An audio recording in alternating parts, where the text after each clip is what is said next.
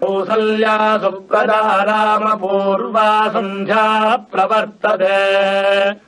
उत्तिष्ठ नरशार्दूला कर्तव्यम् दैवमान्निकम्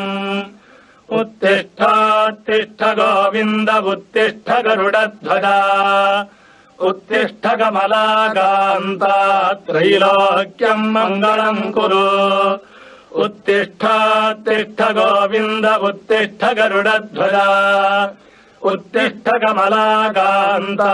त्रैलोक्यम् मङ्गलम् कुरु मातः समस्त जगताम् मधुकैटभारेः पक्षो विहारिणि मनोहर दिव्यमूर्ते श्रीस्वामिनि श्रितजनप्रियदानशीले श्रीवेङ्कटेशरचिते